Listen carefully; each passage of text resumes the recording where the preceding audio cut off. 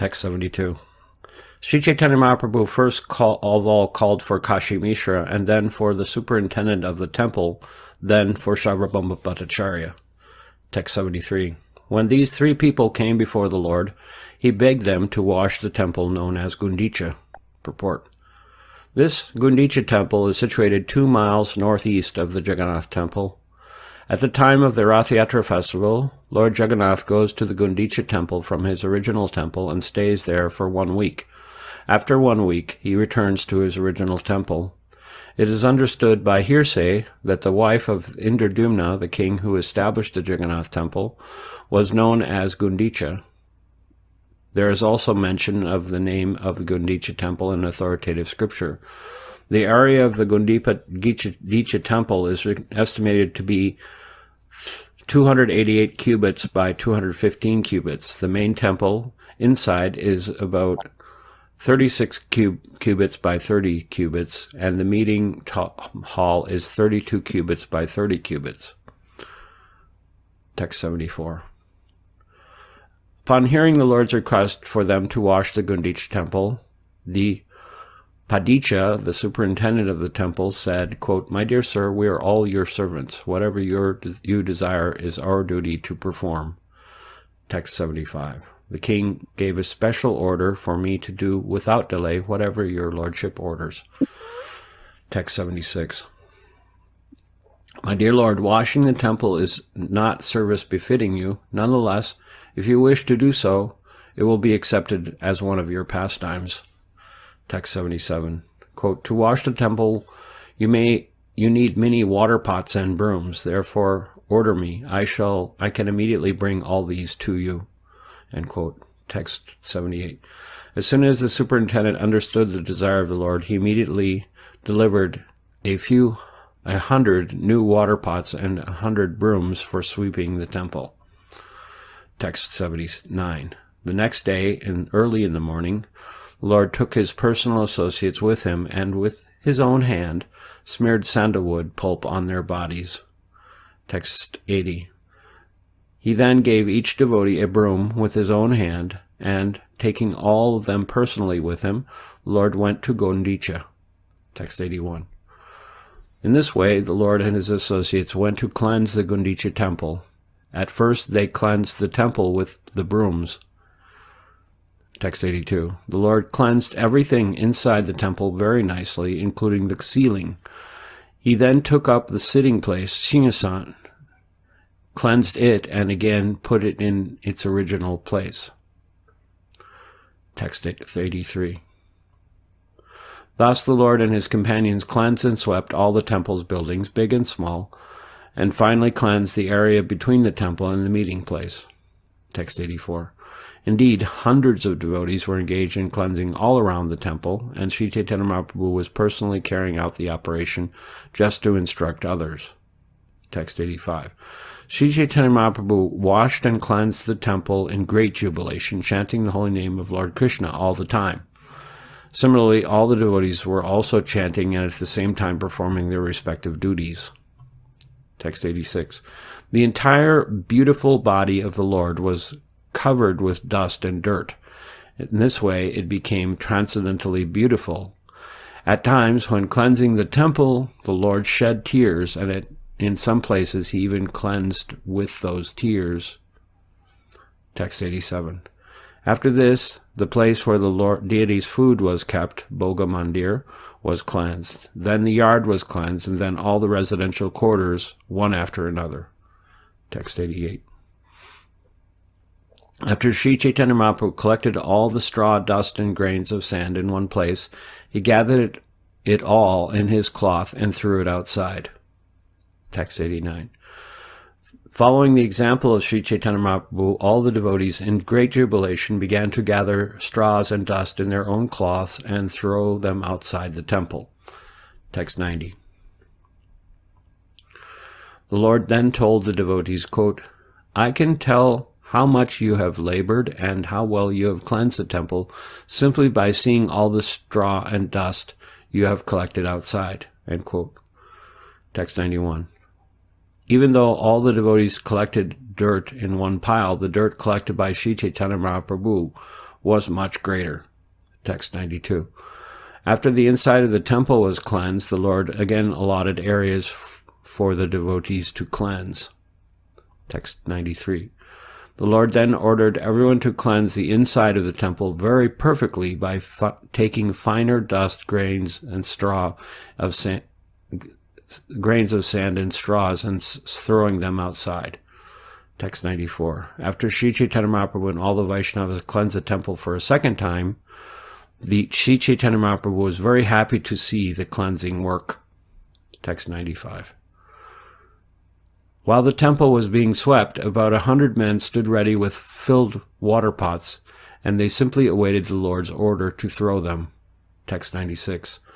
As soon as Sri Chaitanya Mahaprabhu called for water, all the men immediately brought the 100 water pots, which were completely filled, and delivered them before the Lord. Text 97. In this way, Sri Chaitanya Mahaprabhu first washed the main temple and then thoroughly washed the ceiling, the walls, the floor, the sitting place, singhasan, and everything else within the room. Text 98. Sri Chaitanya Mahaprabhu himself and his devotees began to throw water onto the ceiling. When this water fell, it washed the walls and floor. Text 99. Then Sri Chaitanya Mahaprabhu began to wash the sitting place of Lord Jagannath with his own hands, and all the devotees began to bring water to the Lord. Text 100. All the devotees within the temple began to wash. Each had a broom in his hand. In this way they cleansed the temple of the Lord. Text 101. Someone brought water to pour into the hands of Sri Chaitanya Mahaprabhu, and someone poured water on his lotus feet. Text 102. The water that fell from the lotus feet of Sri Chaitanya Mahaprabhu was drunk by someone who hid himself. Someone else begged for that water, and another person was giving that water in charity. Text 103. After the room was washed, the water was let through an outlet and then flowed and filled the yard outside. Text 104. The Lord mopped the rooms with his own cloths, and he polished the throne with them also. Text 105. In this way, all the rooms were cleansed with 100 water pots. After the rooms had been cleansed, the minds of the devotees were as clean as the rooms. Text 106. When the temple was cleansed, it was purifying, cool, and pleasing, just as if the Lord's own pure mind had appeared. Text 107. Since hundreds of men were engaged in bringing water from the lake, there was no place to stand on the banks. Consequently, someone began to draw the water from a well. Text 108. Hundreds of devotees were brought water from in the pots, and hundreds took the empty pots away to fill them again. Text 109. With the exception of Nityananda Prabhu, Advaita Acharya, Swarup Damodar, Bhavananda Bharati, and Paramananda Puri, everyone was engaged in filling the water pots and bringing them there. Text 110. Many of the water pots were broken when the people collided with one another, and hundreds of men had to bring new water pots to fill. Text 111. Some people were filling the pots, others were washing the rooms, but everyone was engaged in chanting the holy name of Krishna and Hari. Text 112. One person begged for a water pot by chanting the holy names of Krishna, and another delivered the pot while chanting Krishna, Krishna. Text 113. Whenever anyone had to speak, he did so by uttering the holy name of Krishna. Consequently, the holy name of Krishna became an indication for everything, for everyone who wanted something. Text 114. As Sri Chaitanya Mahaprabhu was vibrating the holy name of Krishna in ecstatic love, he himself was performing the work of hundreds of men. Text 115. It appeared as though Sri Chaitanya Mahaprabhu was cleansing and washing with 100 hands. He approached everyone just to teach them how to work. Text 116.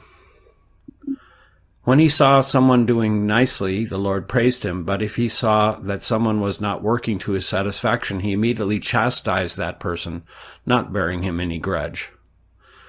Text 117. The Lord would say, quote, "You have done well. Teach this to others so that they may act in the same way." End quote. Text 118. As soon as they heard Sri Chaitanya Mahaprabhu say this, everyone became ashamed.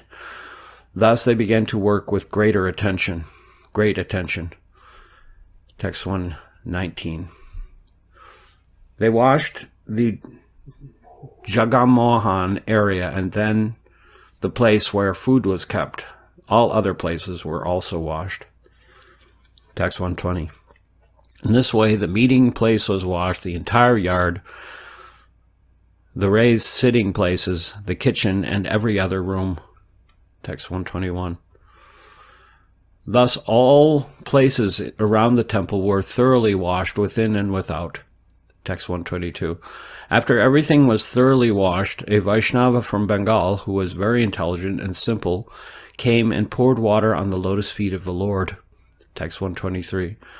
The Gaudiya Vaishnava then took that water and drank it himself. Seeing that, Sri Chaitanya Mahaprabhu felt a little unhappy and was also outwardly angry. Text 124. Although the Lord was certainly satisfied with him, he became angry externally in order to establish the etiquette of religious principles. Text 125. The Lord then called for Dhira Damodara and told him, quote, "Just see the behavior of your Bengali Vaishnava." Text 126. This person from Bengal has washed my feet within the temple of the personality of Godhead. Not only that, but he has drunk the water himself. Text 127. I now do not know what my destination is because of this offense. Indeed, your Bengali Vaishnav has greatly implicated me. End quote. Purport. It is significant that Sri Chaitanya Mahaprabhu told Dhira Damodara Goswami that the Bengali Vaishnava was, quote, your Gaudiya Vaishnava, end quote. This means that all Gaudiya Vaishnavas who are followers of the Chaitanya cult are subordinate to Dhira Damodara Goswami. The Parampara system is very strictly observed by Gaudiya Vaishnavas. Sri Chaitanya Mahaprabhu's personal secretary was Dhira Damodara Goswami. The next group of devotees was the 6 Goswamis, then Kaviraj Goswami. It is necessary to observe the Parampara system of the Chaitanya cult. There are many offenses one can commit while serving the Lord, and these are described in the Bhakti Rasamrita Sindhu Hari Bhakti Vilas and other books. According to rules and regulations, one should not accept obeisances in the temple or of the Lord before the deity, nor is it proper for a devotee to offer obeisances and touch the feet of the spiritual master before the deity. This is considered an offense. Sri Chaitanya Mahaprabhu himself was personally the personality of Godhead, and therefore it was actually not offensive to wash his lotus feet in the temple. However, because he was playing the part of an acharya, the Lord considered himself an ordinary human being. He also wanted to give instruction to ordinary human beings. The point is that even though one plays the part of a spiritual master, he should not accept obeisances or permit a disciple to wash his feet before the deity. This is a matter of etiquette. Text 128. At this point, Dhira Damodara Goswami caught the Gaudiya Vaishnava by the neck and, giving him a little push, ejected him from the Gundichapuri temple and made him stay outside. Text 129. After Dhira Damodara Goswami returned within the temple, he requested Sri Chaitanya Mahaprabhu to excuse that innocent person. Text 130. After this incident, Sri Chaitanya Mahaprabhu was very satisfied. He then asked all the devotees to sit down in 2 lines on both sides. Text 131. The Lord then personally sat down in the middle and picked up all kinds of straw, grains, and sand and dirty things. Text 132. While Sri Chaitanya Mahaprabhu was picking up the straws and grains of sand, he said, quote, "I shall gather everyone's collections, and I shall ask whoever has collected less than all the others to pay a fine of sweet cakes and sweet rice." End quote. Text 133. In this way, all the quarters of the Gundicha temple were completely cleansed and cleared. All quarters were cool and spotless, like one's cleansed and pacified mind. Text 134. When the water from the different rooms was finally let out through the halls, it appears as if new rivers were rushing out to meet the waters of the ocean. Text 135. Outside the gateway of the temple, all the roads were also cleansed, and no one could tell exactly how this was done. Purport. In commenting on the cleansing of the Gundicha temple, Srila Bhaktisiddhanta Saraswati Thakur says that Sri Chaitanya Mahaprabhu was personally giving instructions on how one should receive Lord Krishna, the Supreme Personality of Godhead, within one's cleansed and pacified heart. If one wants to see Krishna seated in his heart, he must first cleanse the heart as prescribed by Sri Chaitanya Mahaprabhu in his Shikshastika, Cheto Darpana Marjanam. In this age, everyone's heart is unclean, as confirmed in Bhagavad Gita, Hridyas antasto hyabadani.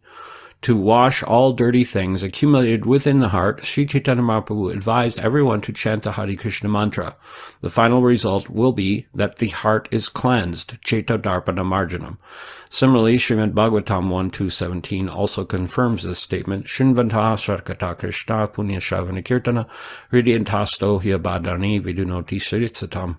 Quote, Sri Krishna, the personality of Godhead, who is the Paramatma, Supersoul, in everyone's heart, and the benefactor of the truthful devotee, cleanses desire from material enjoyment from the heart of the devotee who relishes his messages, which are in themselves virtuous when properly heard and chanted. End quote. If the devotee at all wants to cleanse his heart, he must chant and hear the glories of the Lord Shri Krishna, Shinvata Sarkata Krishna. This is a simple process. Krishna himself will help cleanse the heart because he is already seated there. Krishna wants to continue living within the heart, and the Lord wants to give directions, but one has to keep his heart as clean as Lord Chaitanya Mahaprabhu kept the Gundicha temple. The devotee therefore has to cleanse his heart just as the Lord cleansed the Gundicha temple. In this way, one can be pacified and enriched by devotional service. If the heart is filled with straw, grains of sand, weeds, or dust, in other words, abhilashita purna, one cannot enthrone the Supreme Personality of Godhead there. The heart must be cleansed of all material motives brought about through fruitive work, speculative knowledge, the mystic yoga system, and so many other forms of so-called meditation. The heart must be cleansed within and without ulterior motive. As Srila Rupa Goswami says, Anya bilashita sunya jnana karma nanavartam. In other words, there should not be any external motive. One should not attempt material upliftment, understanding the Supreme by speculative knowledge, fruitive activities, severe austerity, and penance, and so on. All these activities are against the natural growth and of spontaneous love of Godhead. As soon as these are present within the heart should be understood to be unclean and therefore unfit to serve as Krishna's sitting place. We cannot perceive the Lord's presence in our heart unless our hearts are cleansed. A material desire is explained as a desire to enjoy the material world to its fullest extent. In modern language, this is called economic development. An inordinate desire for economic development is considered to be like straws and grains of sand within the heart. If one is overly engaged in material activity, the heart will remain disturbed. As stated by Narottam Das Thakur, Samsare Vishanale Diva Nasi Hiajwale Judaite Na Kainu Upaya. In other words, endeavor for material opulence is against the principle of devotional service. Material enjoyment includes activities such as great sacrifices for auspicious activity, charity, austerity, elevation to the higher planetary system, and even living happily within the material world. Modernized material benefits are like the dust of material contamination. When this dust is agitated by the whirlwind of fruitive activity, it becomes the heart. Thus, the mirror of the heart is covered with dust. There are many desires to perform auspicious and inauspicious activities, but people do not know how life after life they are keeping their hearts unclean. One who cannot give up the desire for fruitive activity is considered to be covered by the dust of material contamination. Karmis generally think that the interaction of fruitive activities can be counteracted by another karma or fruitive activity. This is certainly a mistaken conception. If one is deluded by such a conception, he is cheated by his own activity. Such activities have been compared to an elephant's bathing. An elephant may bathe very thoroughly, but as soon as it comes out of the river, it immediately takes some sand from the land and throws it all over his body. If one suffers due to his past fruitive activities, he cannot counteract his suffering by performing auspicious activities.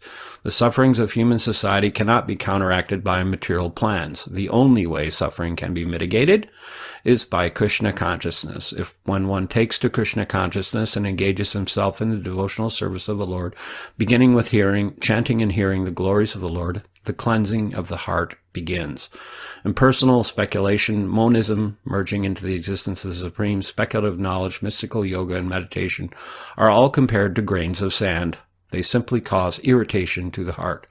No one can satisfy the Supreme Personality of Godhead by such activities, nor do we give the Lord a chance to sit in our hearts peacefully. Rather, the Lord is simply disturbed by them. Sometimes the yogis and gyanis in the beginning take to the chanting of the Hare Krishna Maha Mantra as a way to begin their various practices. However, when they falsely think that they have attained release from the bondage of material existence, they give up chanting. They do not consider that the ultimate goal is the form of the Lord or the name of the Lord. Such unfortunate creatures are never favored by the Supreme Personality of Godhead, for they do not know what devotional service is. They are described in Bhagavad Gita in this way: Tanaham dvishata kuran sameshreshu naradanman kshipami ajashram ashubam ashuravesh yonishu. Quote, those who are envious and mischievous, who are the lowest among men, are cast by me into the ocean of material existence, into various demonic species of life. End quote. Bhagavad Gita 16:19. The demons are always envious of the Lord and are therefore most mischievous. By his practical example, Sri Chaitanya Mahaprabhu has shown us that all the grains of sand must be picked up thoroughly and thrown outside. Sri Chaitanya Mahaprabhu also cleansed the outside of the temple, fearing that the grains of sand would again come within. Srila Bhaktisiddhanta Saraswati Thakur explains that even though one may become free from the desire for fruitive activity, sometimes the subtle desires for fruitive activity comes into being within the heart. If one often thinks of conducting business or to improve devotional activity, however, the contamination is so strong that it may later develop into misunderstanding, as described as kutinata, fault-finding, and pratistaha, the desire for name and fame and for high position, jiva himsa, envy of other living entities, nishidachara, accepting things forbidden in the Shastra, kama, desire for material gain, and puja, hankering for popularity. The word kutinati means duplicity. As an example, one may attempt to imitate Srila Haridas Thakur by living in a solitary place. One's real desire may be for name and fame. In other words, if one thinks that fools will accept one to be as good as Haridas Thakur just because one lives in a solitary place. These are all material desires.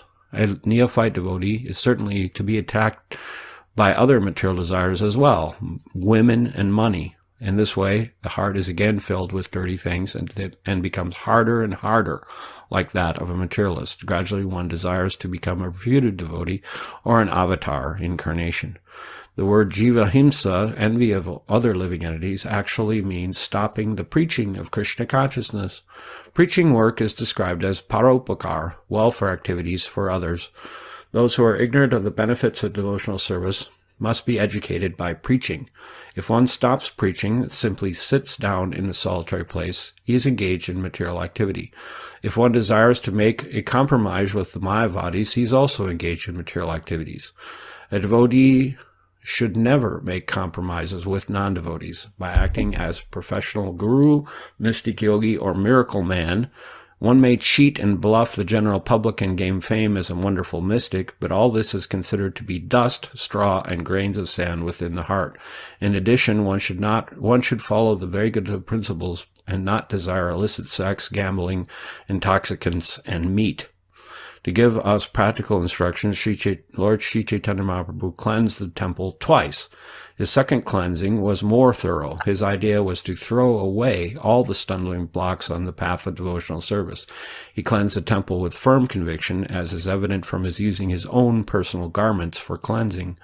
Sri Chaitanya Mahaprabhu wanted to see personally that the temple was thoroughly cleansed, as clean as marble. Clean marble gives a cooling effect. Devotional service means attaining peace from all disturbances caused by material contamination. In other words, it is the process by which the mind is cooled. The mind can be peaceful and thoroughly cleansed when one no longer desires anything but devotional service.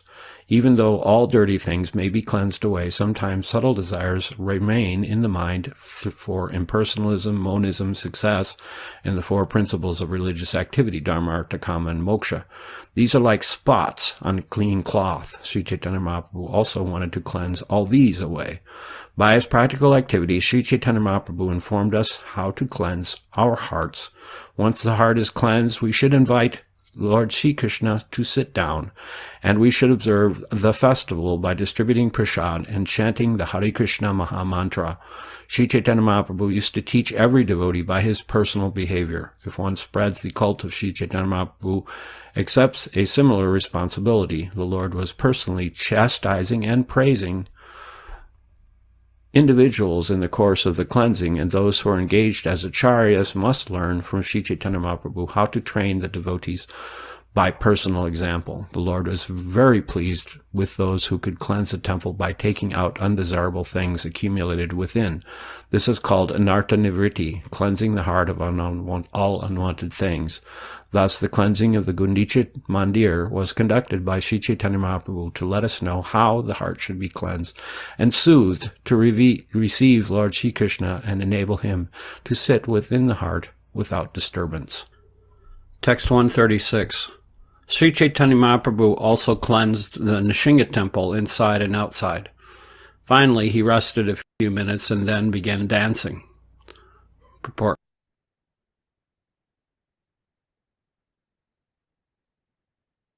Reading from Radhara Sudhanidhi by Prabodhananda Saraswati Thakur, and we're discussing the Vadana Chandra Mahima, the beautiful glories of Radharani's moon-like face.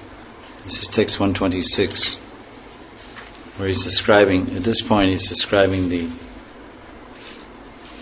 incomparably how Radharani's face is so beautiful, it cannot be compared to anything. Rakaneka Vichitra Chandra Udita Premamrita Jyotisham Vichivi Paripura Yad Aganita Brahmanda Kotim Yadi Brindaranya Nikunja Simanita Avisa Param Lakshase Pavena Yada Tadeva Tulaye Radhe Tavat Srimukam. This translation here is let's read Dasara's translation here. In other words, this verse, Prabodhananda Saraswati is attempting to compare Radharani's incomparably beautiful face to millions of moons. What he says here, he uses that Brahmanda Kotim Yadi. If numberless full moons were to rise in the sky at once, and by their effulgent waves of love nectar completely permeate millions of universes, then, because the moon, generally they say that the moon gives off nectar, it's very soothing and calming and energizing, the full moon rays at night. So if this was to happen, then that would seem to be a mere glimpse of a shadow of the aura, or the radiance, which is visible on the border of Vrindavan's bowers. Brindaranya Nikunja Simani. Brindaranya, Aranya means the forest of Vrindavan, Nikunj, the bowers. Simani means like this is called Simanta, Simani means the part, the border, the hair part, Simanta, Simani. Abhas, that would only be a reflection. Tadabhas param lakshyase. That would be just a glimpse of a shadow of the aura which is visible on the border of Vrindavan bowers. Radhe, only to form a conception in my imagination have I used this comparison to your lotus, to your divine face. So here, Prabhupada Saraswati is greatly appreciating the beauty of Radharani's face, how it's visible on the borders of Vrindavan. And there's some discussion here that Radharani's moon-like face, which is the source of all the nectarine moon rays of love, is especially ornamented with countless deep emotions after seeing Shyamasundar. So now the analogy is, why is Radharani's face compared to the moon? Well, one aspect is that this beautiful light emanating from Radharani's face, when Krishna sees it, it dispels the darkness of despair in his heart and revives him. Because sometimes Radharani shows an unfavorable mood, or she's separated from Krishna, and he's feeling very unhappy. And even he tries various means to meet Radharani again, when he can't. So he's feeling unhappy because his whole life centers around Radharani, serving Radharani, associating with Radharani, enjoying with Radharani. So he feels very sad and feels very dark. And then when he finally gets a chance to see Radharani standing on the edge of a Nikunj, or near the edge of the forest, and he sees her beautiful glowing face, which is always glowing with the beautiful moon rays of love or Mahabhav, then he becomes illumined, he becomes happy. He becomes very happy to see that. Visible on the border. Vrindaranya Nikunja Simani Bhavena Tadeva. So then there's another point. That someone may ask a question. This is a question. Why did Prabhupada Saraswati compare Radharani's face with the moon?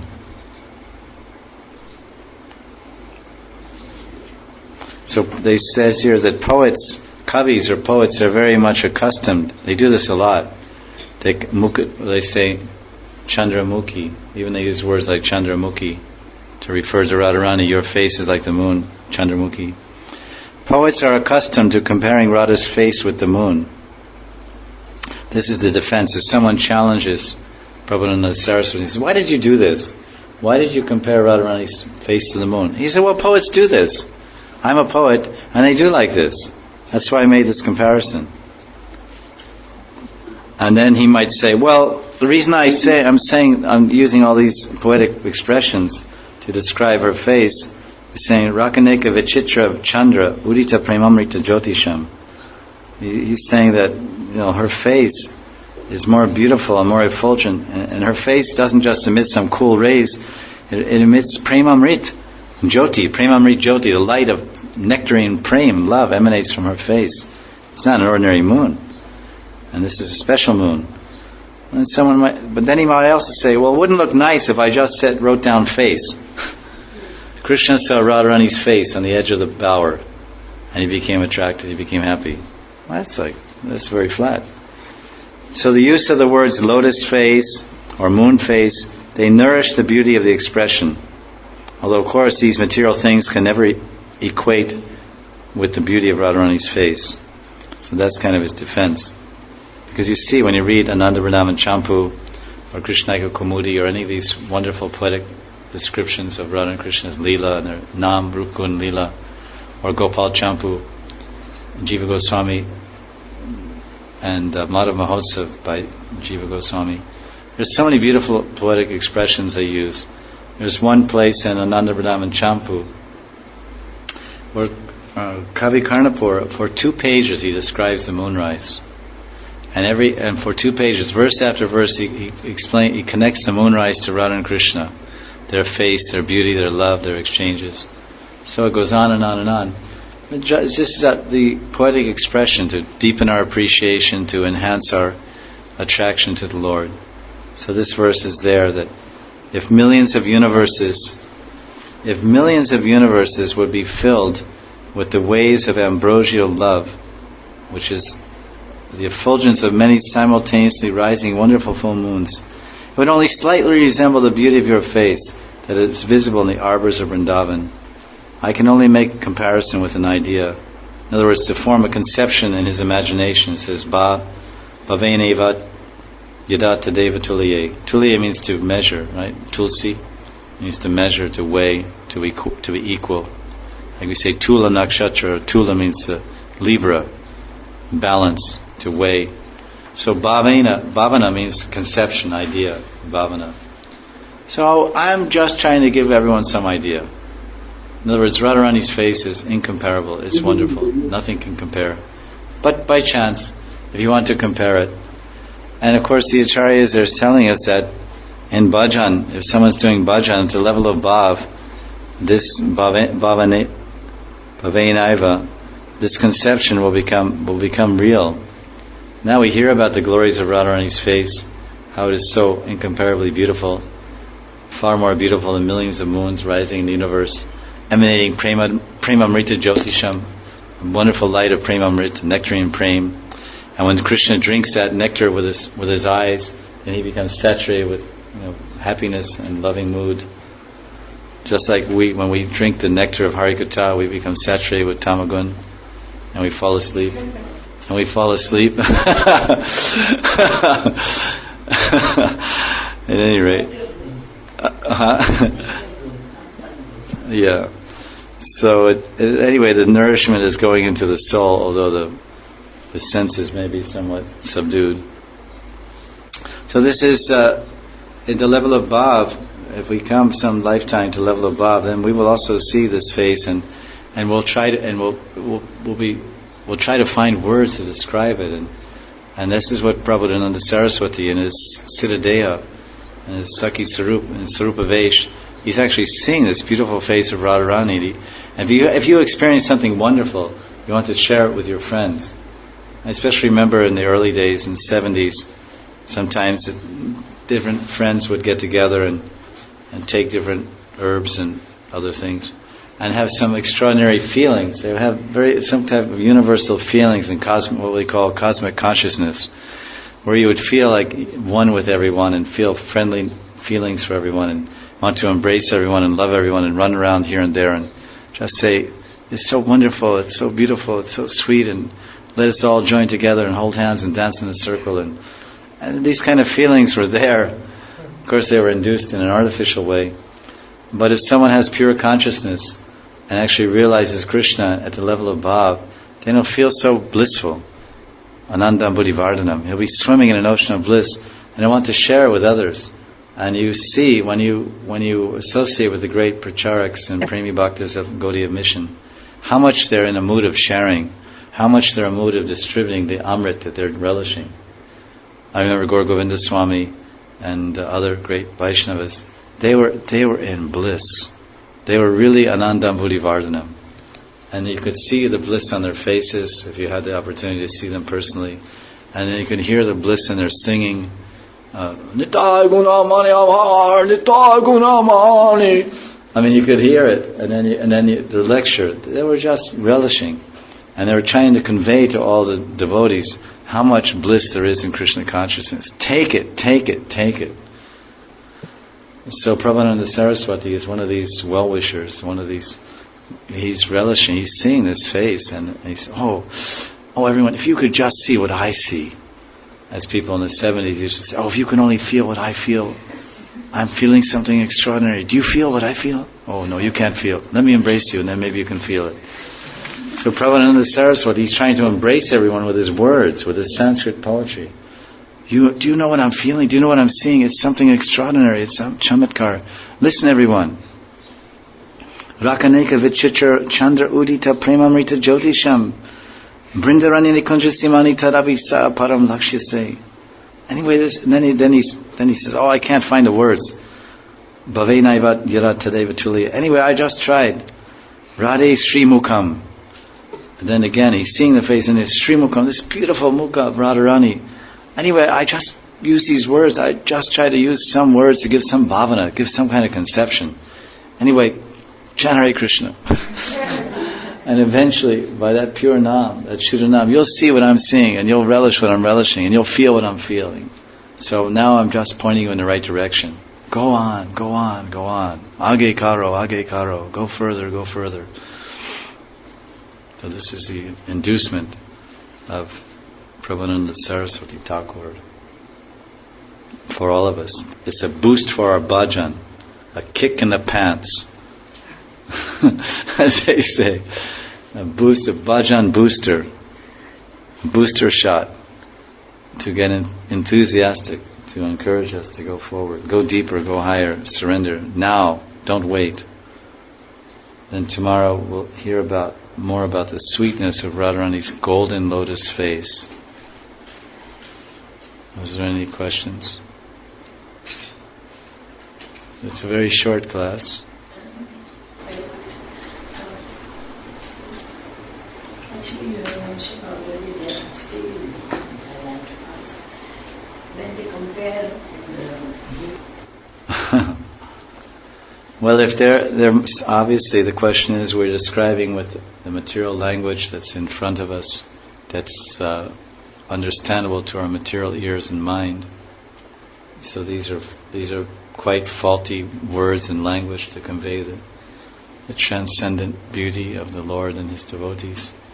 And the question is, isn't there some words we can go into a business here, into exporting bhashya?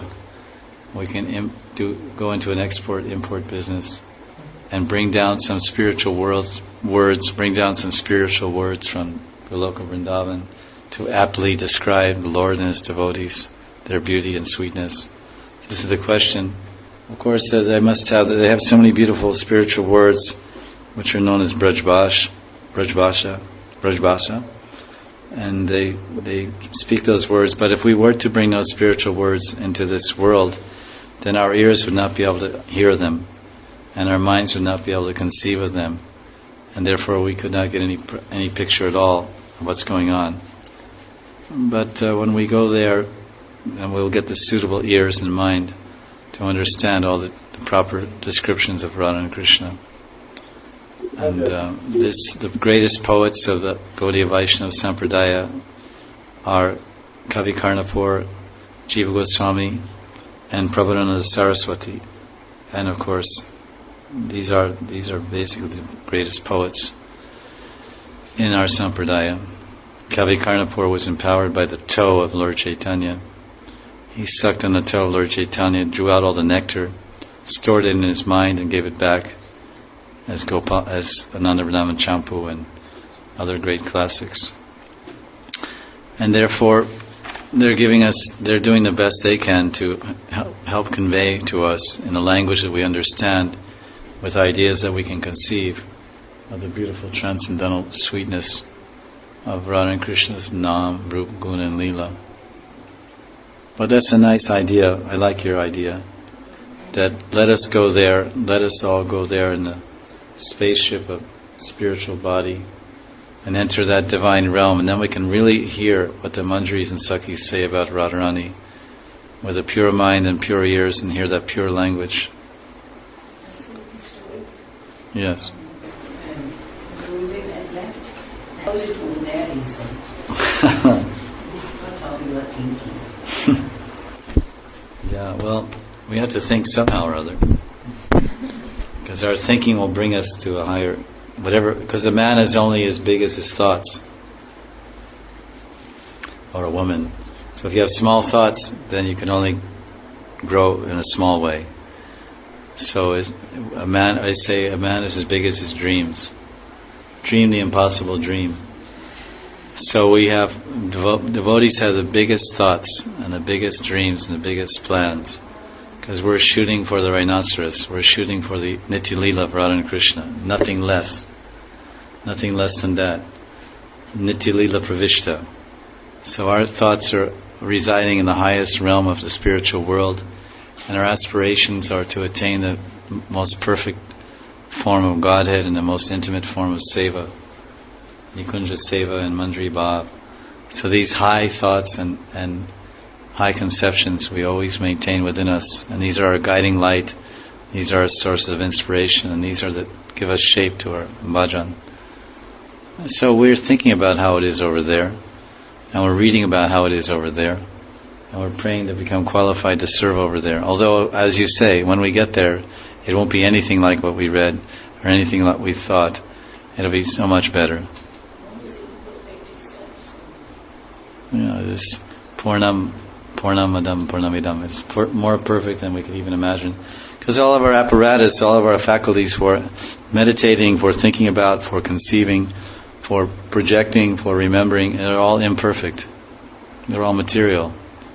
So we're trying to mix these things with that thing. But even then, whatever approximate understanding we derive from Shastra and from meditation and from praying is sufficiently sweet and sufficiently deep to inspire us to rise to the highest level of devotion in this very lifetime. Hare Krishna.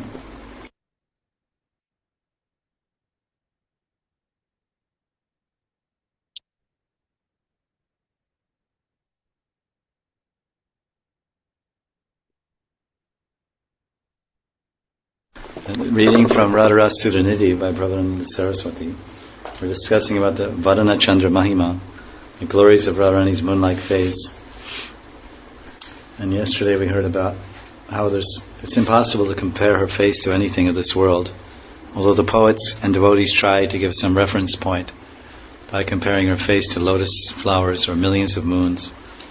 And today, in this verse 161, he's explaining, again, trying to give us further appreciation and perception and understanding of Radharani's transcendental beautiful face by saying that her face is the sweetness. This is something about the sweetness of her golden lotus face.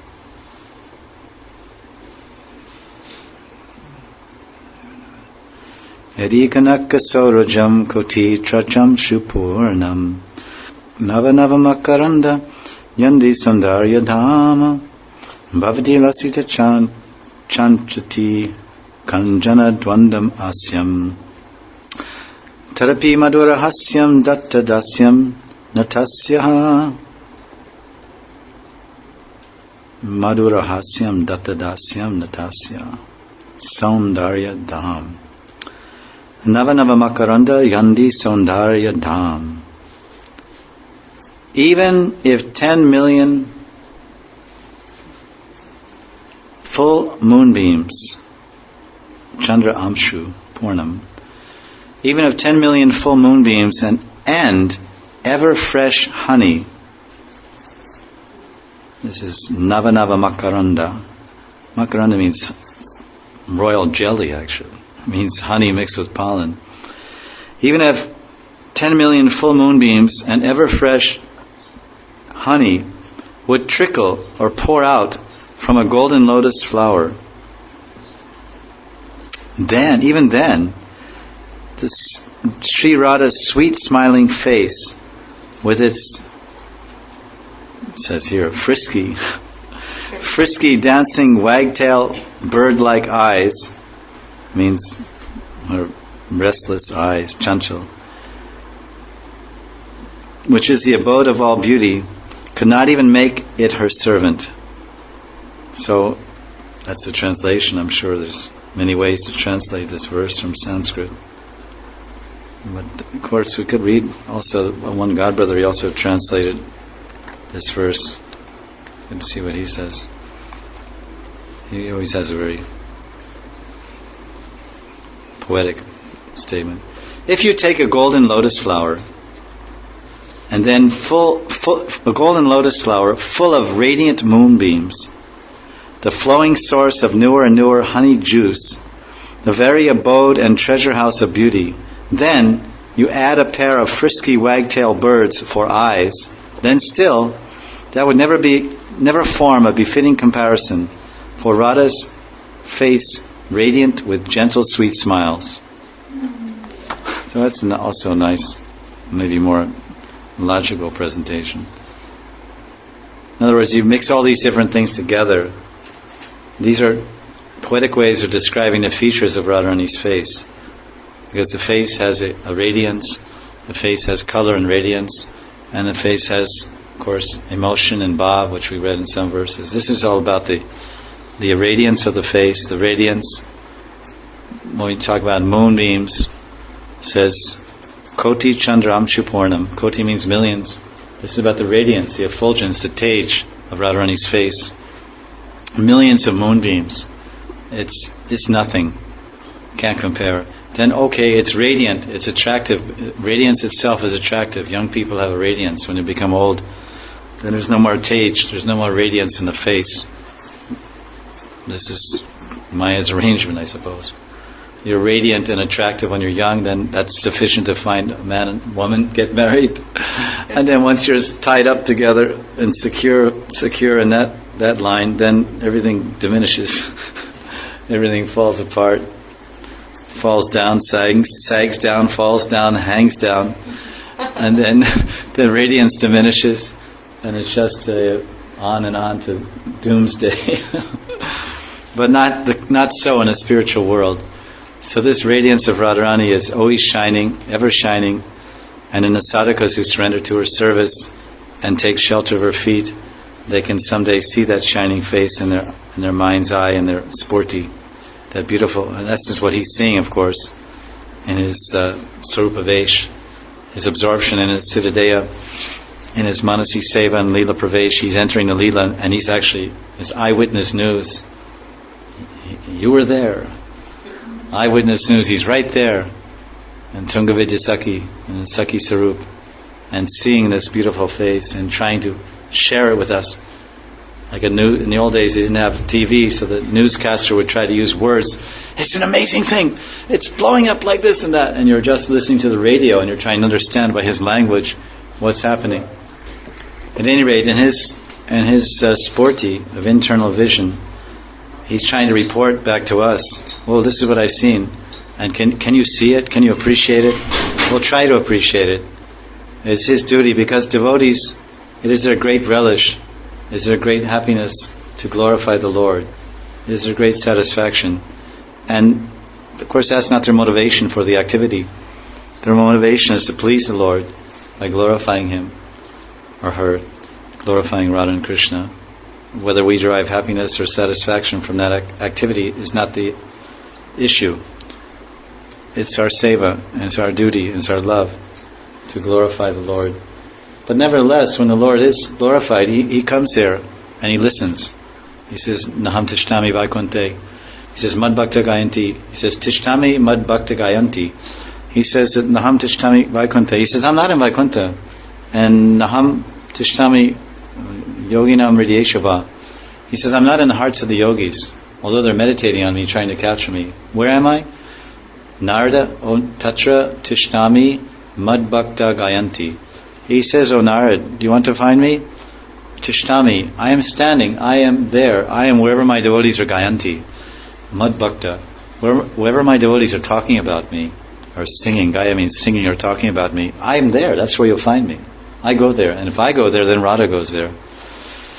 So Krishna is very happy, Radha is very happy to hear the glories. So Prabhupada Saraswati is trying to make them happy by using the choicest Sanskrit words with the most beautiful, perfect arrangement in Sanskrit, which we can't appreciate, having no understanding or knowledge of Sanskrit. But he's presented it in the best possible way that he could do, because he's a Saraswati. He's a Saraswati Amsha. He's empowered by Saraswati. Vag Murti, or Vagishvara, the controller of speech, has empowered him to speak beautifully. And those that are knowers of Sanskrit and Kavi, they can really relish these verses and describe them. Kanaka sarojam kotichajam shupurnam navanava makaranda yandi saundarya dhama bhavati lasita chanchat kanjana dwandam asyam tarapi madura hasyam dattam dasyam tatasya. It's very beautiful, whatever faint appreciation we can have. So he's saying that, look at the radiance. Do you see what I'm seeing? Koti chandram shupurnam. Her face is so radiant. Then what about sweetness? Because this is another quality. What makes a face sweet? Is it youth that makes a face sweet? Is it beauty that makes a face sweet? Is it tone or have a suntan? Like people in the West, it's so funny, people in the West have white skin. So then they go out in the sun so they can get brown skin. And people in India have brown skin, and they put on stuff on their face to make their skin white. They have whiteners and lighteners. Oh, my skin's too brown. I have to put on this turmeric, this, that, or I don't know, whatever they do, sandalwood or whatever. And so everyone's trying to get something different. So what is the cause of this sweetness? Is the cause youth or physical beauty? The cause is love. The cause of the sweetness is internal, not external. The sweetness of Radharani's face is caused by the position of her heart. Her heart is dedicated, soul to, absorbed in the pleasure and happiness of Krishna, moment to moment. She is she's a Radhanam. She's Radhika. She worships Krishna with her breath. She worships Krishna with her fragrance. She worships Krishna with her thoughts. She worships Krishna with her speech, with her movements, with her smile, with her talk. Everything she's worshipping Krishna. So she's the most perfect worshipper of Krishna. So her face is simply the mirror of her heart. Prabhupada once made a statement. I think he's quoting some Shastra, obviously, but he said the face is the index of the mind. Mind is, the word chitta means mind, it also means heart. Chitta is translated sometimes as heart or mind. But in the spiritual realm, mind and heart are one. There's not mind-body problem. Like in America, but in the world, in this material world, you have mind-body problems. But there's no mind-body problems, because the mind, the chitta, everything is transcendental. So Radharani's heart is full of Mahabhav. It is an ocean of Mahabhav Swarupini. So this is the sweetest taste, because this is the sweetest, deepest form of love, Mahabhav. So that if the ocean is there, and then what beautifies the ocean is waves, the presence of waves, or a fish, dolphins jumping, or you say porpoise or dolphin jumping in the waves, and it makes it very beautiful. It intensifies the beauty of the ocean. If it's only Pacific Ocean means placid, passive, not moving, then it's rather boring. But there's waves are tossing here and there, and big waves sometimes when there's a hurricane or tufan, then it looks very interesting. Everyone goes down to the beach. I remember I grew up by the ocean, Atlantic Ocean. And when the big storms come, hurricanes come, everyone goes down to look at the waves. And then the young people go out to ride the waves. We used to go out with our surfboards and ride these huge waves and come and break our necks. But people would watch, oh, look how exciting, the ocean's crashing, boom, and then the huge wave come and crash over the boardwalk and sometimes break the boardwalk and knock down light poles. It was quite exciting. So this is the ocean of Radharani's heart, is an ocean of Mahabhav. And in different circumstances, there's waves are crashing in her heart. And these waves, when they crash and they manifest on her face, it's the anubhav, the manifestation of her bhav. And what does it do? Nava Nava Makaranda Saundarya Dhama. Nava Nava Makaranda, it's honey. Makaranda is very thick honey, not Indian honey. If you get Indian honey, it's very thin. It's like water. If you get New Zealand honey, you can spread it like peanut butter. It's solid. It doesn't even pour. You open the jar. You have to take it out with a spoon. It doesn't pour. It refuses to pour. It's not that type. You have to take it out with a spoon. Even if it's hot in the summer, it won't pour. So Radharani, this is Makaranda. It's thick, very condensed. And it's nava, it's fresh, new, moment to moment, ever fresh. It's because honey, you take the honey and you get a spoon and take a spoonful of it, and it tastes sweet. But one time sweet, 2 times. But if you take 10 spoons, it's like, enough, and you'll be flying by that time. But you don't get any sweetness anymore from that honey, no matter how thick it is, or how rich it is, or how many wild flowers, or organic honey, or this, or whatever it is. It'll be like, nay, no thanks. But this Makaranda of Radharani's face, the sweetness of Radharani's face is ever increasing. Nava, new, fresh, thicker, sweeter. There's no end. And what is that? What that sweetness is, it's not a face. He's saying this, Radharani's sweetness is so much sweetness that it's filling up an entire area. It's becoming a dham. He's saying, Nava Makaranda Yandi Saundarya Dham. Syandi. It's Yandi becomes Syandi.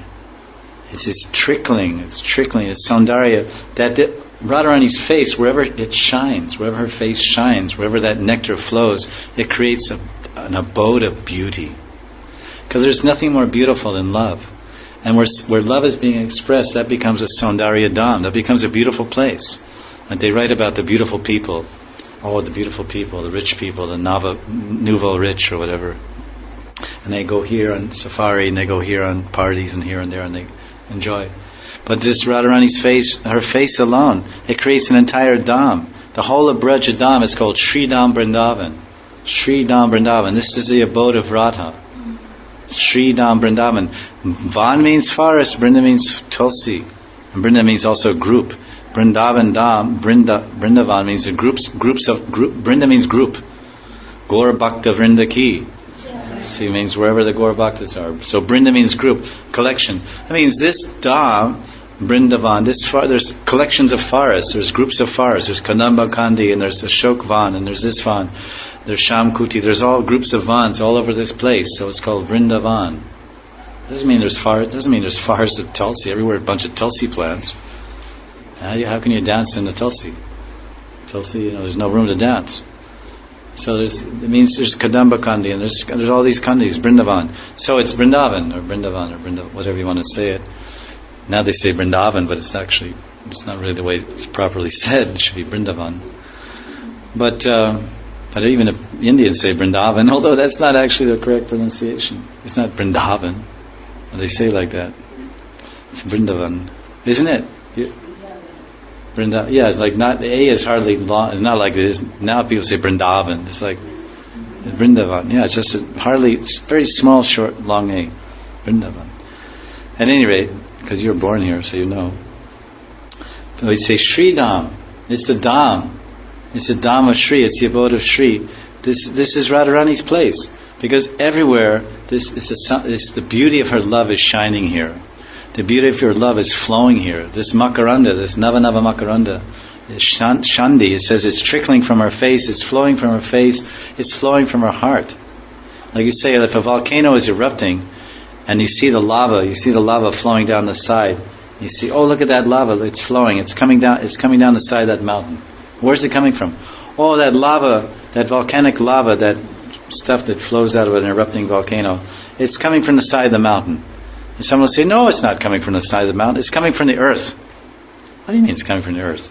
This big volcanic mountain is there, and it's flowing down the side. It's coming, you see. No, you stupid. It's coming out of the earth. The earth is agitated or disturbed, and it's erupting from there, and it's like a pimple on the earth or something, like a boil on the surface of the earth. And then it's coming out and flowing down the side of that mountain. But the source is the earth. So the source of all this prema is Radharani's heart. This Makaranda, this flowing, this ever-fresh Makaranda, and her Mahabhava of her heart, it's overflowing in all directions. All the rivers, the Yamuna, all these rivers, they're blue because this is Radharani's prema. This is her Mahabhav. Her love is flowing everywhere, all over Braj. So this is why this place is known as Saundarya Dham. Her heart is Saundarya Dham, her face is Saundarya Dham, and this Sri Dham Vrindavan is Saundarya Dham. This is a beautiful place. Because the word Shri also means beautiful. Saundarya means beautiful. Saundarya means beautiful, but Shri also means beautiful. It means beautiful, auspicious, effulgent, all these things, opulent. So this is he's saying this is Radharani's face. This is the sweetness we're talking about. Nava Makaranda Shandi Saundarya Dham. So now we have the quality of radiance and sweetness. Right? But there's something more on the face. There are eyes on the face. Their eyes. And Radharani's eyes are not like the eyes of a dog. Like sometimes, there's in Bhakti Rasamrita Sindhu, there's a very funny passage where some of the Sakhis, they meet Jarati on the road. Maybe you know this pastime. It's in the Hasya Ras chapter. Jarati is one old lady. Sometimes in some editions it's translated Jatila. And Jatila is Radharani's mother-in-law. And everyone knows mother-in-laws. Mother-in-laws are bad news. Ask any Indian married woman, she'll tell you about mother-in-laws.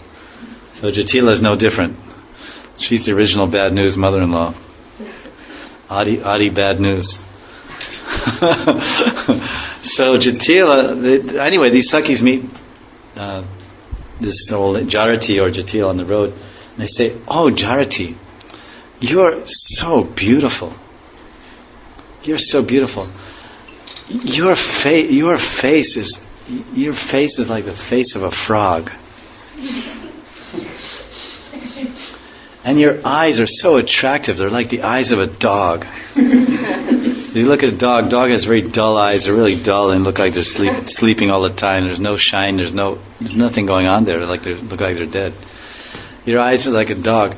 And your breasts are so nice. They're just like string beans. This means just like nothing, hanging down, like, all sagged out, dragged out, dried out.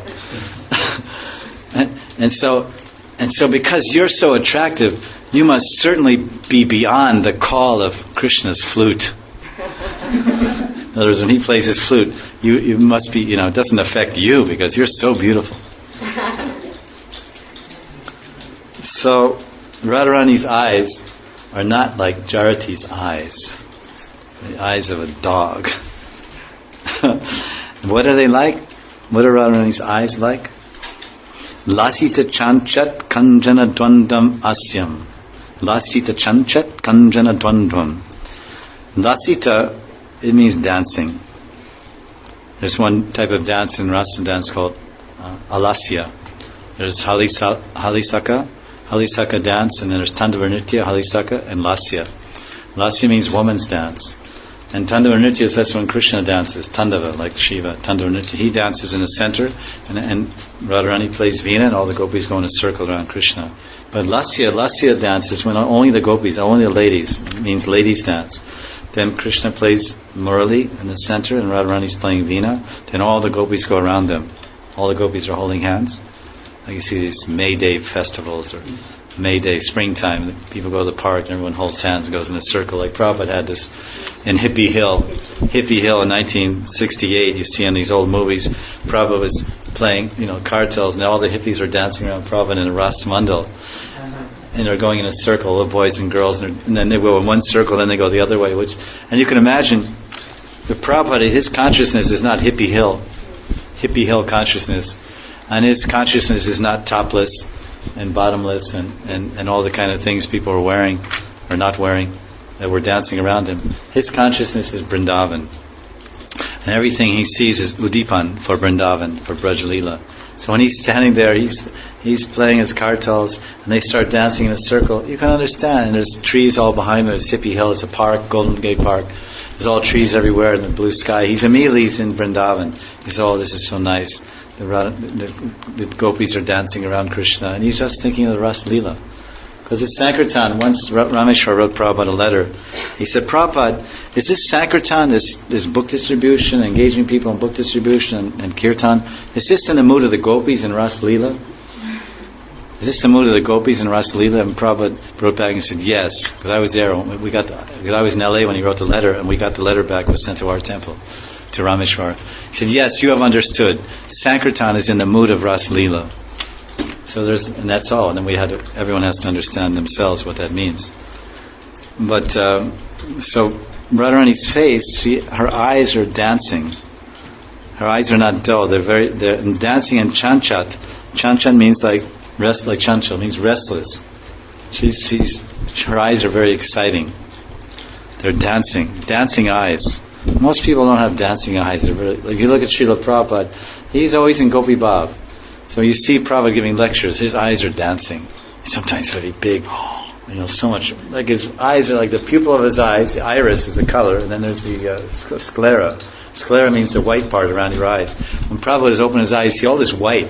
You see this huge white part around his eyes, which is very rare because physically or Ayurvedically, it's because of Pitta constitution. When you have a lot of fire in your body, then it pushes your eyes out. People who are more Pitta constitution have these bright eyes. They're very shiny and they're kind of like jumping out. Like you. So this is because of Pitta. It makes it, because fire pushes out. So Prabhupada was very fiery. He was Vata Pitta. So he's a really fiery person. And that's why his brain works so well. Of course, these are all material things, but when he would speak, it was so like expressive. He would like capture everybody when he tells some story, and everyone was like, he was really expressive, Prabhupada. So you can imagine because he's always meditating on Radharani, and her eyes are lasat chanchat kanjana dvandvam asyam. Dvandva means the pair, her eyes. So this kanjana is often used as kanjana. It's a type of bird that walks around. We say in English, we say sandpiper. Sandpiper. This is a type of bird that walks along the beach, or they have like saltwater sandpipers and freshwater sandpipers. They have long legs, and they fish. They eat fish, not worms and stuff like land birds. And they walk along the Yamuna. Sometimes you see them, and their tail is always going like it's called in English. They say wagtail, wagging their tail like a dog wags its tail. Their tail is always going. It's like you see it. It's really their tails is like so jittery.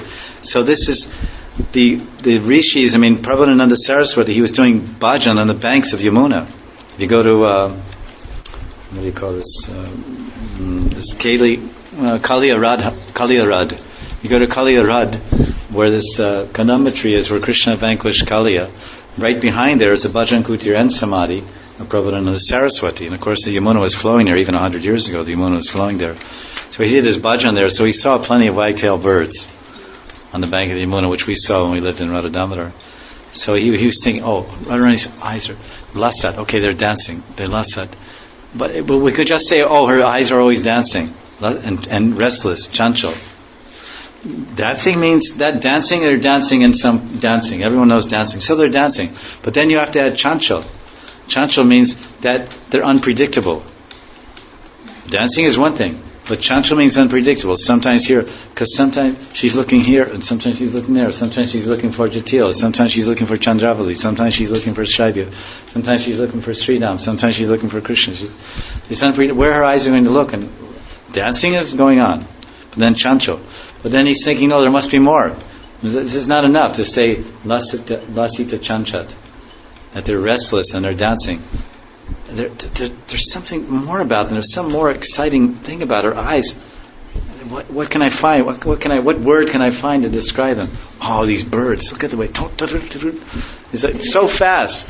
The speed, because they twist, they flick their tail so fast. And it's just going on, and they're looking for the front side of them is looking for the fish. They're walking along the side of the water looking for some little fish coming in the water in the bank of the Jamuna, near the bank in the water. They just walk along where a little bit of water is. But their tail, meanwhile, is doing its own thing, jumping. So yes, kanjana. So then he put this word, lasita chanchat kanjana. 3 adjectives to describe her eyes. And they're all significant. That they're dancing, that they're chanchal, they're kanjan. They're just dancing in such an erratic way. Because usually when people dance, they dance in a methodical way. There's a certain dance. You go like this, and you have mudras, and there's Odissi dance, and there's Bharatnatyam. It's not like all over the place, crazy, like some kind of rock dance or something.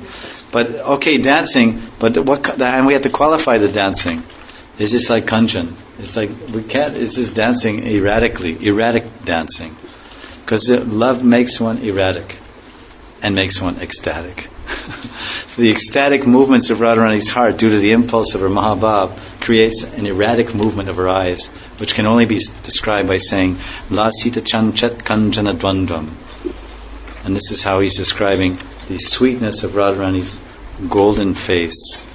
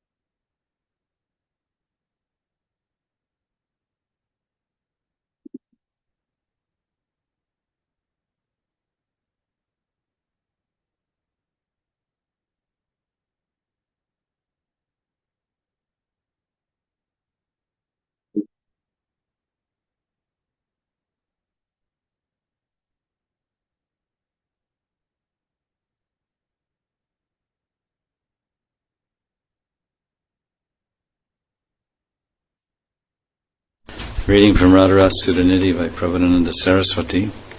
Actually, we're discussing text 161.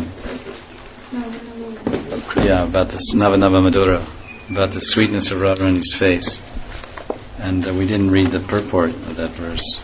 We just started speaking from the Sanskrit for some reason, which is basically what we collected from the purport. But this is text 161. It's describing the different features of Radharani's sweet golden face. Yadi kanaka sarojam koti chajam shupurnam nava nava makaranda yandi saundarya dhamam. Remember? Nava nava makaranda saundarya dhamam. That her face is a dham of beauty, it's an abode of beauty, and it's just trickling forth so much wonderful honey nectar. Bhavati lasita chanchat kanjana dwandam asya tarapi madurahasyam datta dasyam natasya. Even if 10 million moonbeams and ever fresh honey would trickle from a golden lotus flower, then Sri Radha's sweet smiling face, with its frisky dancing wagtail-like eyes, who is the abode of beauty, could not even make it her servant. So we discussed how this verse is describing the brilliance of Radharani's face, the sweetness of Radharani's face, and the dancing eyes in Radharani's face. So in the purport, it explains here why Prabhupada Saraswati, he compares Radharani's face to a golden lotus flower. He's saying that sarojam, kanaka sarojam. He says yadi kanaka sarojam. This means golden lotus flower. So he says, in the purport is telling, that in his meditation, he sees Radha's sweet face resembles a freshly grown golden lotus flower. And of course the lotus flower, it gives off honey. So beautiful sweet honey is dripping from that flower. And Vidagdhamata, Rupa Goswami writes, Mukulasa Phulam Kamala Vanam Ulangayate Cha. Radharani's blissful face defeats the beauty of an entire forest of blooming lotus flowers. How can her face then possibly be compared to a single lotus flower or to any object in the material world? Of course, obviously the answer is it can't be. In this world, the lotus flower does not match with the moon, because as soon as the moon rises, lotus flowers close their petals. But in the transcendental world, Radharani's lotus face, which is like a golden lotus, is filled with millions of moon rays. So this is the paradox, because he's saying, Kanaka sarojam koti chandram shupurnam. The lotus, the feature of the lotus is, of course there's a night blooming lotus, but he's not speaking here. The yellow, at least the yellow or golden lotus, opens in the daytime under the influence of the sun rays. But when the moon rises, then it closes. So he's saying that Radharani's face is a golden lotus, and this lotus, rather than closing under the influence of the moon rays, the lotus itself is emanating millions of moon rays. Koti Chandra Amshu Purnam. It is emanating the light. It's so brilliant. Her face is emanating the light of millions of moon rays. In the transcendental realm, the golden lotus of Radha's face is filled with millions of moon rays. So he's compared Radharani's face with the lotus flower because of the splendor, softness, and loveliness, deliciousness, and sweet fragrance. These are the things that Radharani's face has in common with the lotus flower. We can think of these things. That splendor, softness, loveliness, deliciousness, that means a sweet nectar, and fragrance. It's quite different than any faces of this world. Certainly the face, we can't say that the face has a fragrance, or at least a sweet and attractive fragrance. Then he says another point that makes this comparison. He says that Radharani's face is the abode of all beauty and sweetness. Nava Nava Makaranda Saundarya Dhamma. So this is some comment here. That her golden lotus face shines beautifully when she is embraced by the moon. So ordinarily the moon closes the lotus flower, but there's a special moon. When this moon comes in front of this lotus flower, then this lotus flower blossoms with incredible splendor and beauty and sweetness. Do you know the name of that moon? Krishna Chandra. So when that Krishna Chandra, when that moon rises before the face of Radharani, the flower of her face, the golden lotus, then she really blossoms with love. And you see, it's also, even in this world, if someone sees someone that they really love and they haven't seen them for a long time, then their face actually blossoms. The feelings of the heart come out of the face. Because love is a bright feeling, a bright mood. There's some brightness to it, some tej to it. Because love is a symptom of life. The Atma is a source of love and a source of life. So when the Atma is in the body, then there's some tej to the body. When the Atma leaves the body becomes black, becomes dull. There's no tej. So this tej, this light of the body, is caused by the Atma. And the light of love is also caused by the Atma. So when one Atma meets another Atma, or one person who loves another person, so that light coming from the Atma, from the love in the heart, it moves out of the heart to the face, and the face becomes very brilliant, and the eyes start to twinkle, and get kind of sparkly eyed, and because the person's excited, love is moving, the heart is moving, and the light of the love is moving. So Radharani, when that Krishna Chandra comes before Radharani's face, then it ignites her heart. Her heart becomes ignited with so many beautiful, loving feelings, and then the golden lotus of her face responds by emanating so many beautiful feelings and emotions. So this moon especially rises during the rasa dance. At that time, Radharani's naturally sweet face looks even more sweet because Radha's beautiful face comes near. That's why they say that one becomes beautiful in the presence of beauty. So when we have love within us and we come in association with loving friends or loving people, then the love increases. This is the whole purpose of satsang. This is Tushanti cha vramanti cha. Krishna says in Gita, Machyatama kata pranas bodhyantas parasparam katayantas tamam nityam. Tushanti cha vramanti cha. That when devotees, Machyatama kata prana, when devotees come together and then they glorify Krishna, then they're actually churning their love in their hearts. Because devotee means someone who loves Krishna. This is the meaning of a devotee. Someone who's attracted to Krishna, someone who's attached to Krishna, someone who's interested in Krishna. This is a devotee. He has love for Krishna, something, either a small 1% or 5 or 10 or 100%. So when such lovers of Krishna come together, then they churn their hearts by speaking Harikatha, this pastime, this quality, that quality. And when they do that, then they become Tushyanti cha, Ramanti cha. Their hearts become satisfied to hear such Harikatha. And then when their hearts are satisfied, they emanate a loving vibration. Loving vibration means Raman. Raman means erotic love. Erotic union means Raman, or Ramani. Ramani means a lover. So it's Tushanti cha, Ramanti cha. Ramanti cha means the bliss that's emanated at the time of love. So the greatest love or the greatest light experienced in the material world is when lovers unite together, and their faces emanate a certain type of light and tej, and their eyes are twinkling, and all these so-called expressions of mundane affection. When devotees come together and glorify the love of their heart, then they really become bright, and the whole area becomes bright. So this is what's happening when Radharani in the rasa dance, when the face of Krishna comes near hers, and then she certainly becomes Krishna conscious.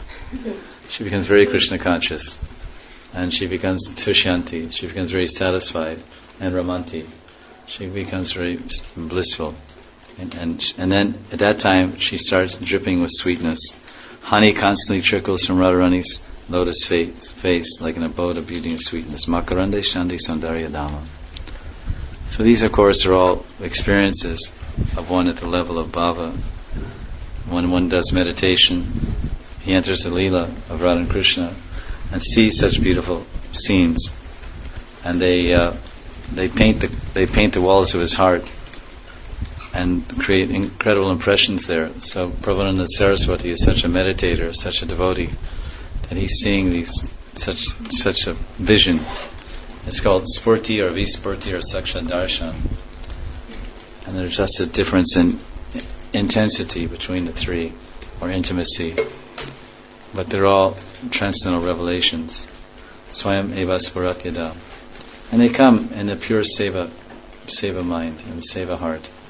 When the heart is saturated with Seva, and the mind is saturated with Seva, then such visions are granted. You're granted a vision, like you go to a country and you're begging for a visa. Please give me a visa to America. So they have to grant you the visa. They have to give it to you. You can't force it. You say, hey, give me a visa. Do you know who I am? Hey, sit down. Get in line. They may throw you out. So no, look at my biodata, my portfolio. I'm a big man. Hey, you get in line. Be quiet. Shut up. Fill out the application. So these visions are granted by the Lord. They're gifts. These are treasures. They're gifts. So Prabhupada Saraswati has received such a great gift. And he's trying to bless us with some abhas. It's called abhas. Some semblance of that vision. Some reflection or some idea of that vision. Oh, Radharani's face is like this? So sweet, so beautiful. So attractive, and her eyes are dancing like this. They're so brilliant. Will I someday see this face? When will I see this face someday? Will I be granted a visa? My application is there. I've submitted my application. Will I be granted a visa? Will I be given a sporti?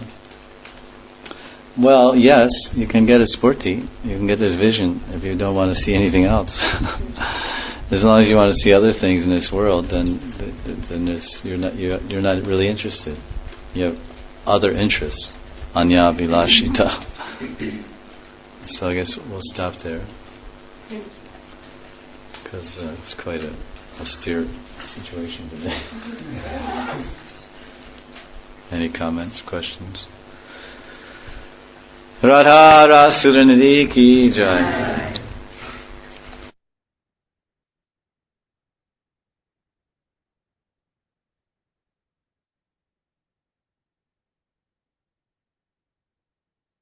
Reading from Radha Sudanidhi by Prabhupada Saraswati. Actually, we're discussing text 161. About the Nava Madhura, about the sweetness of Radharani's face. And we didn't read the purport of that verse. We just started speaking from the Sanskrit for some reason, which is basically what we collected from the purport. But this is text 161. It's describing the different features of Radharani's sweet golden face. Yadi kanaka sarojam koti chajam shupurnam nava nava makaranda yandi saundarya dhamam. Remember? Nava nava makaranda saundarya dhamam. That her face is a dham of beauty, it's an abode of beauty, and it's just trickling forth so much wonderful honey nectar. Bhavati lasita chanchat kanjana dwandam asya tarapi madurahasyam datta dasyam natasya. Even if 10 million moonbeams and ever fresh honey would trickle from a golden lotus flower, then Sri Radha's sweet smiling face, with its frisky dancing wagtail-like eyes, who is the abode of beauty, could not even make it her servant. So we discussed how this verse is describing the brilliance of Radharani's face, the sweetness of Radharani's face, and the dancing eyes in Radharani's face. So in the purport, it explains here why Prabhupada Saraswati, he compares Radharani's face to a golden lotus flower. He's saying that sarojam, kanaka sarojam. It says yadi kanaka sarojam. This means golden lotus flower. So he says, and the purport is telling, that in his meditation he sees Radha's sweet face resembles a freshly grown golden lotus flower. And of course the lotus flower, it gives off honey. So beautiful sweet honey is dripping from that flower. And Vidagdha Madhav, Rupa Goswami writes, Mukulasa Phulam Kamala Vanam Ulangayate Cha. Radharani's blissful face defeats the beauty of an entire forest of blooming lotus flowers. How can her face then possibly be compared to a single lotus flower or to any object in the material world? Of course, obviously the answer is it can't be. In this world, the lotus flower does not match with the moon, because as soon as the moon rises, lotus flowers close their petals. But in the transcendental world, Radharani's lotus face, which is like a golden lotus, is filled with millions of moon rays. So this is the paradox, because he's saying, Kanakat Sarojam Koti Chandramshu Purnam. The lotus, the feature of the lotus is, of course there's a night blooming lotus, but he's not speaking here. The yellow, at least the yellow or golden lotus, opens in the daytime under the influence of the sun rays. But when the moon rises, then it closes. So he's saying that Radharani's face is a golden lotus, and this lotus, rather than closing under the influence of the moon rays, the lotus itself is emanating millions of moon rays. Koti Chandra Amshu Purnam. It is emanating the light. It's so brilliant. Her face is emanating the light of millions of moon rays. In the transcendental realm, the golden lotus of Radha's face is filled with millions of moon rays. So he's compared Radharani's face with the lotus flower because of the splendor, softness, and loveliness, deliciousness, and sweet fragrance. These are the things that Radharani's face has in common with the lotus flower. You can think of these things. That splendor, softness, loveliness, deliciousness, that means a sweet nectar, and fragrance. It's quite different than any faces of this world. Certainly a face, we can't say that the face has a fragrance, at least a sweet and attractive fragrance. Then he says another point that makes this comparison. He says that Radharani's face is the abode of all beauty and sweetness. Nava Nava Makaranda Saundarya Dhamma. So this is some comment here. That her golden lotus face shines beautifully when she is embraced by the moon.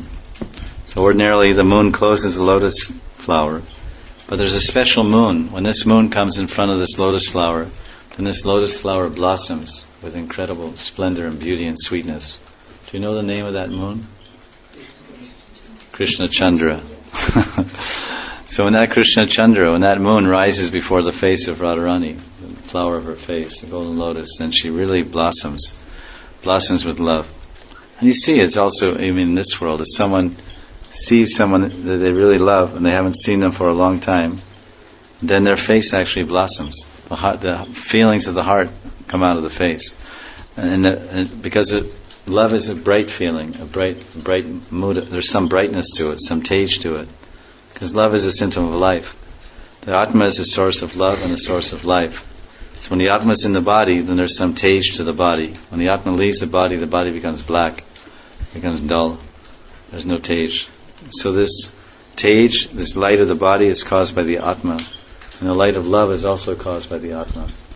So when one Atma meets another Atma, or one person who loves another person, so that light coming from the Atma, from the love in the heart, it moves out of the heart to the face, and the face becomes very brilliant, and the eyes start to twinkle, and get kind of sparkly eyed, and because the person's excited, love is moving, the heart is moving, and the light of the love is moving. So Radharani, when that Krishna Chandra comes before Radharani's face, then it ignites her heart. Her heart becomes ignited with so many beautiful, loving feelings, and then the golden lotus of her face responds by emanating so many beautiful feelings and emotions. So this moon especially rises during the rasa dance. At that time, Radharani's naturally sweet face looks even more sweet because Radha's beautiful face comes near. That's why they say that one becomes beautiful in the presence of beauty. So when we have love within us and we come in association with loving friends or loving people, then the love increases. This is the whole purpose of satsang. It says, Tushanti cha vramanti cha. Krishna says in Gita, Machyatama kata pranas bodhyantas parasparam katayantas tamam nityam. Tushanti cha vramanti cha. That when devotees, Machyatama kata prana, when devotees come together and then they glorify Krishna, then they're actually churning their love in their hearts. Because devotee means someone who loves Krishna. This is the meaning of a devotee. Someone who's attracted to Krishna, someone who's attached to Krishna, someone who's interested in Krishna. This is a devotee. He has love for Krishna, something, either a small 1% or 5 or 10 or 100%. So when such lovers of Krishna come together, then they turn their hearts by speaking Harikatha, this pastime, this quality, that quality. And when they do that, then they become Tushyanti cha, Ramanti cha. Their hearts become satisfied to hear such Harikatha.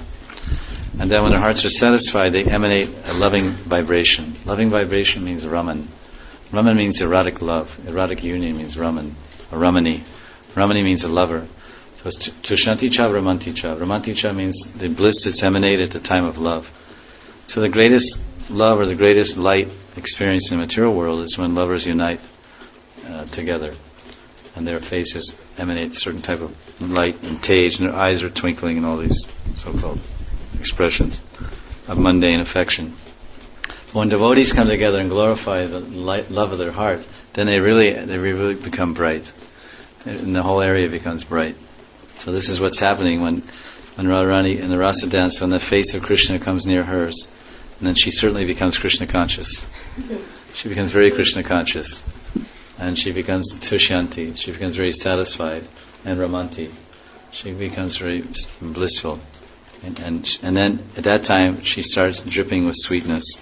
Honey constantly trickles from Radharani's lotus face like an abode of beauty and sweetness. Makarande Shandi Sandarya Dhamma. So these, of course, are all experiences of one at the level of bhava. When one does meditation, he enters the lila of Radha and Krishna and sees such beautiful scenes, and they paint the walls of his heart and create incredible impressions there. So Prabhupada Saraswati is such a meditator, such a devotee, that he's seeing such a vision. It's called Spurti or Vispurti or Saksha Darshan. And there's just a difference in intensity between the three, or intimacy. But they're all transcendental revelations. Swayam eva spurat yada. And they come in a pure seva mind and seva heart.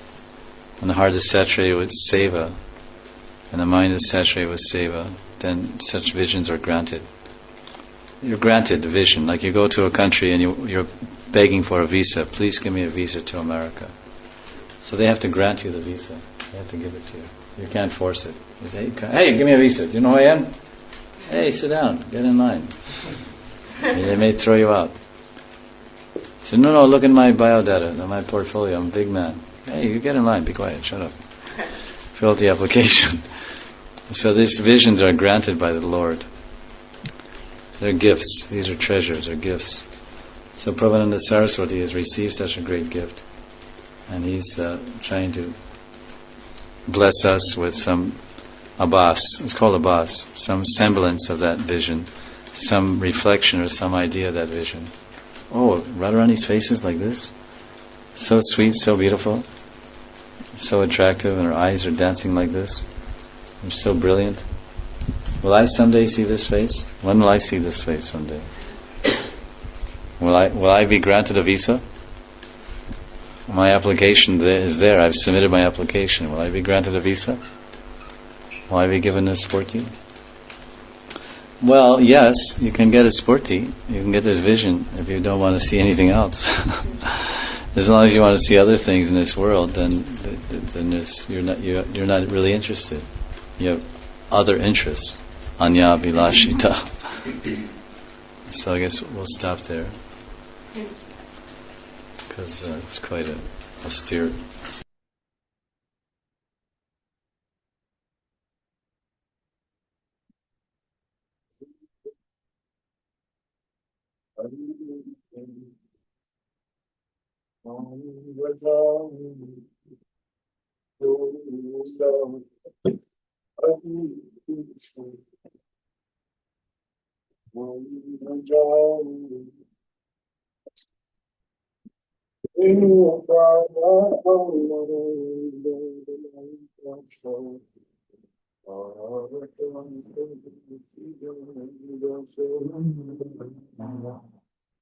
Andara pakoti Vishisasana Govinda Adipusha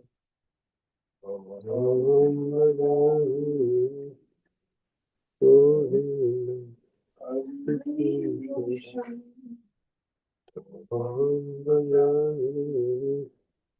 Angani yasya sakalam yabritimanti shanti kanti kanti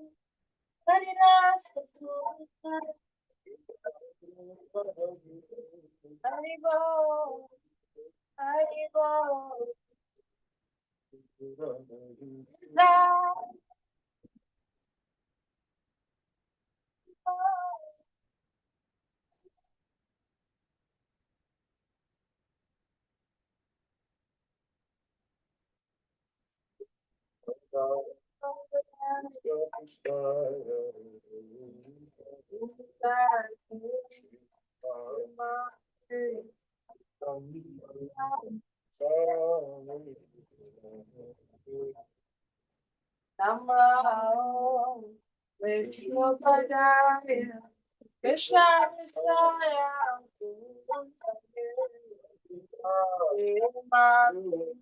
Bhakti Dhira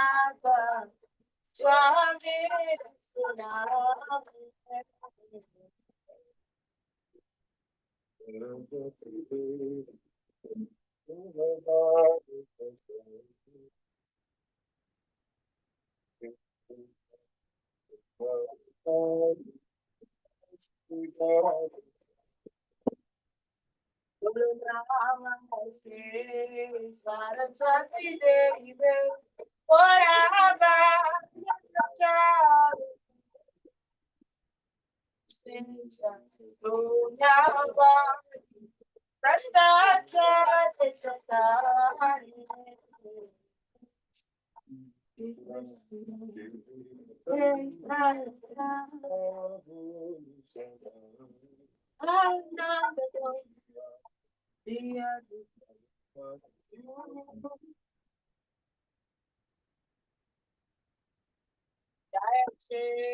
Krishna, Jai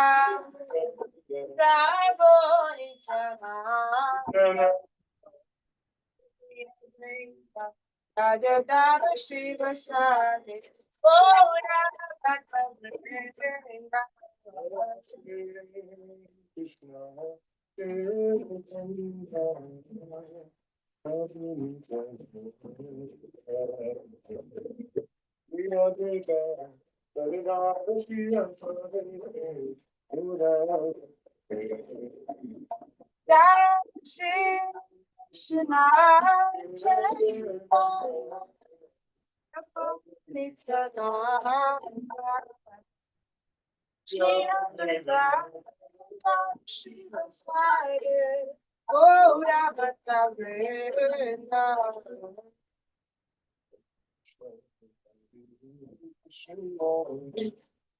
Krishna, Krishna, Krishna,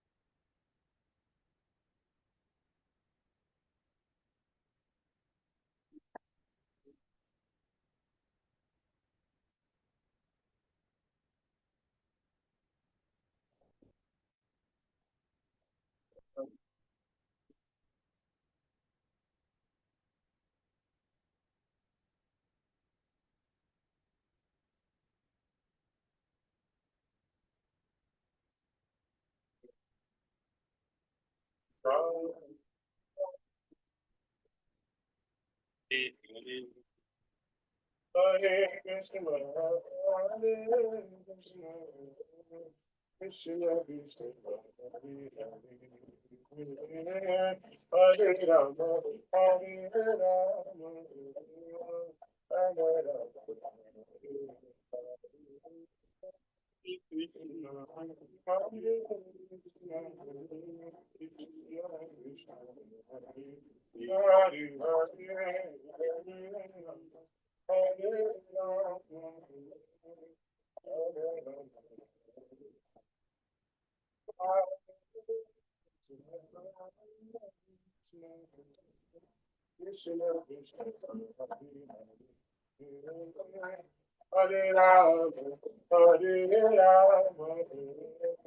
Rama Rama, Hare Hare.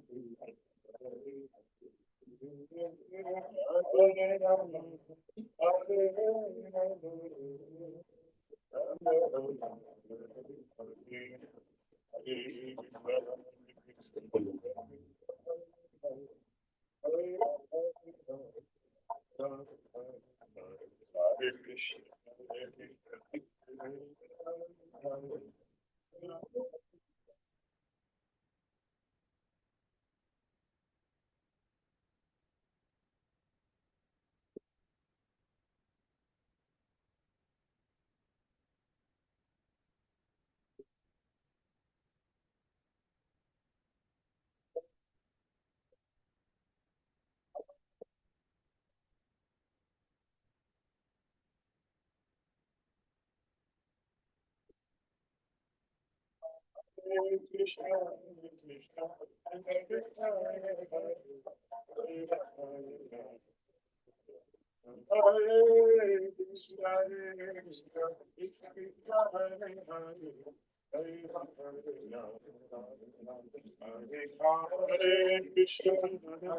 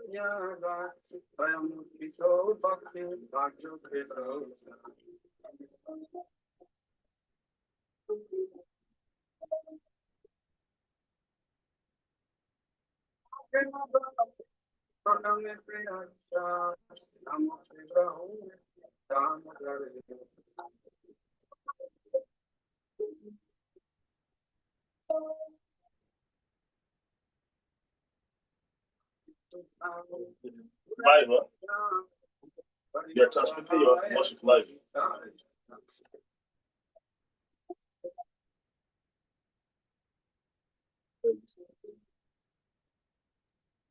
The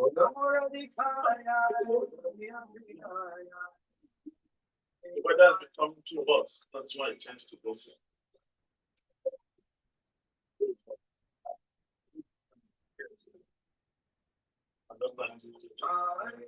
Krishna, Hare Krishna,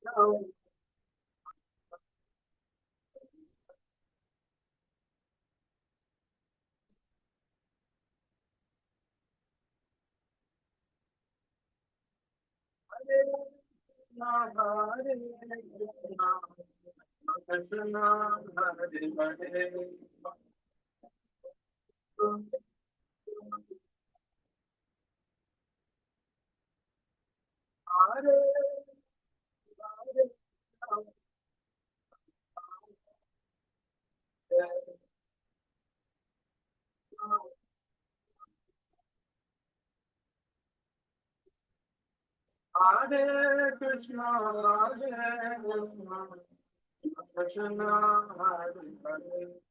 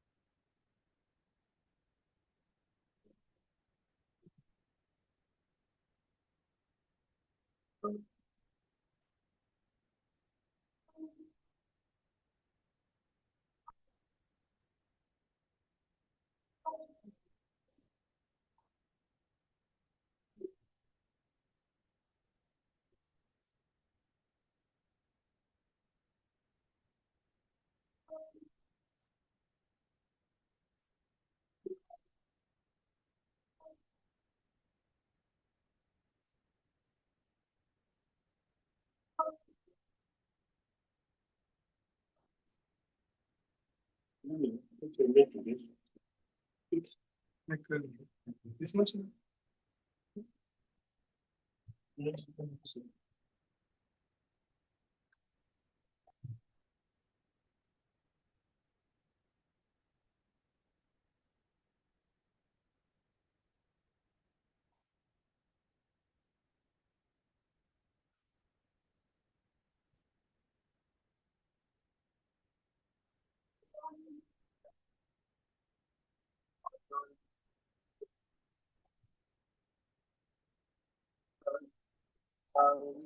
Hari Hari Bol.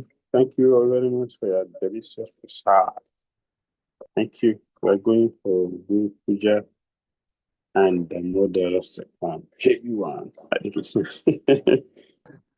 Hare Krishna. Hare Krishna, Hare Hare Bol. Thank you Thank you, all very much. Gurudev. Hare Krishna. Thank you, Hare Gurudev. Krishna, Gurudev. Hare Krishna. Hare Krishna. Jai Ho. Jai Ho.